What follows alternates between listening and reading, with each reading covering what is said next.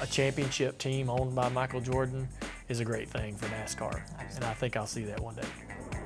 All right, very excited to have Dale Earnhardt Jr. and Kelley Earnhardt Miller here at USA Today. Thank you both for stopping by. Of course, the 4-part docuseries called Earnhardt. We get episodes 1 and 2 on May 22nd, episodes 3 and 4 on May 29th on Prime Video. All right, what was the purpose of doing this project?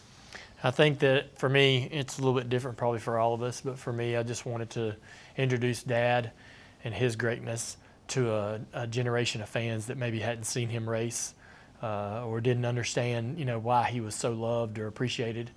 So we're 25 years roughly removed from his passing, and there's just a lot of fans out there that are huge new fans of NASCAR that don't know, what he's all about. So it's a great opportunity to do that. And I think for me, it's kind of the idea to really tell a story soup to nuts, from his very early beginnings. There's been a few different documentaries and pieces done, but I don't think anything this comprehensive. So kind of showing that, and then also just kind of a human side of our dad, not the racer, not always the racer, that people know, and the father and the person and the friend and all that he was to people. Yeah. You talk about introducing his greatness to a new generation. This is far from a puff piece, though. Why was it important to the two of you to be so honest and so vulnerable as you were talking about your dad? I want to give Kelley the credit for that. Yeah, I think just maturity and moving through life, right? I mean, there was a time that we wouldn't have been comfortable doing that. But, we are adults and are married and have our own kids and working, through our own lives, much the way Dad was doing, starting out in his career and those things. So I think there just comes a area of maturity where you feel more comfortable and sharing the good and the bad, because there were, lots of good to share, and that's usually what we see. And, I think also we're just as a society changing from interested in that human interest area, and that it is okay to talk about bad things, right? And it's better, it's more healthy for people to talk about these kinds of things. So that's from my perspective kind of where I was and why it was okay, for me. Yeah, you didn't agree at first, maybe. Honestly, well, for me, it wasn't. Kelley's braver in that sense, in terms of telling it like it is. I felt like it was hard, especially if you'll see episode 3 and 4. Doing those interviews that were around the subject matter in those 2 episodes was really hard, and then going back and watching it over again after they've edited it all together with the imagery and so forth was hard. And so, you're reliving one of the more difficult parts of your life, or one of the more, heartbreaking moments of your life, and that's not something you entertain on a casual Friday or So having to go through that was kind of difficult, but I wanted to help.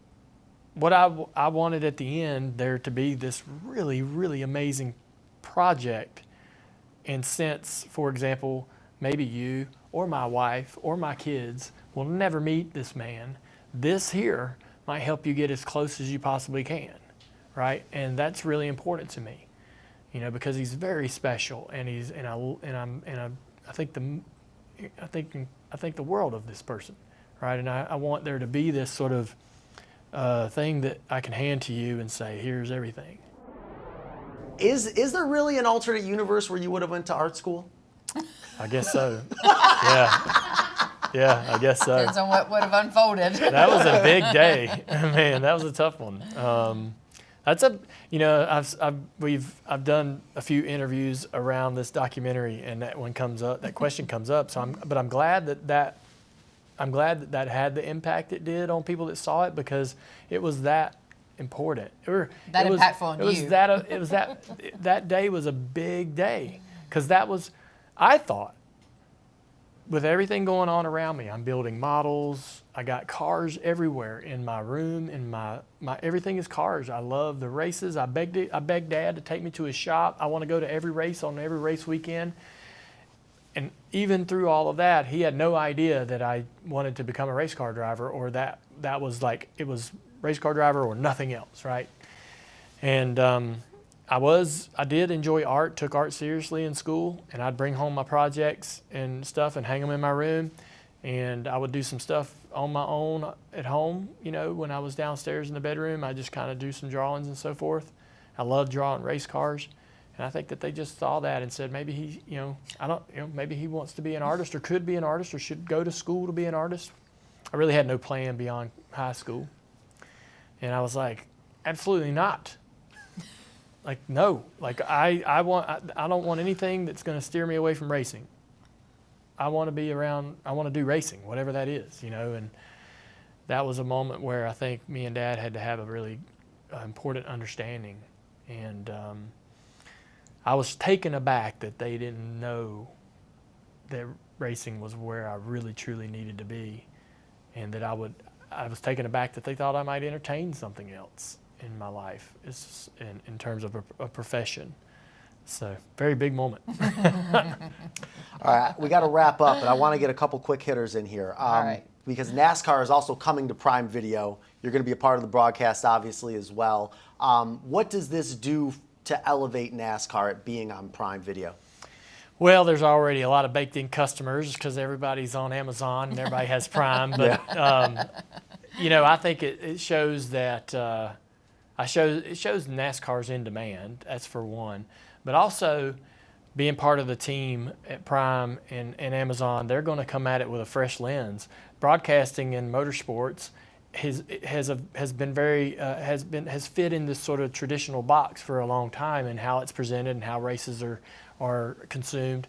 And so, you have a team coming in with all new ideas and no limitations and no guardrails and all kind. If you look at their broadcasts of the Thursday night games on football, on NFL, you see some new ideas, new ways of presenting the game and the experience to the fan. And I think that's what this will be. This will be very similar. There'll be a lot of things that are still traditional, the 3-man booth and familiar faces, but a lot more cool, modern ideas and data and information and on the screen that'll be fun to consume and help you understand what's going on in the race. There's another guy with ties to North Carolina that's making a lot of headlines right now regarding NASCAR. Is Michael Jordan good for the sport? Oh yeah, massively.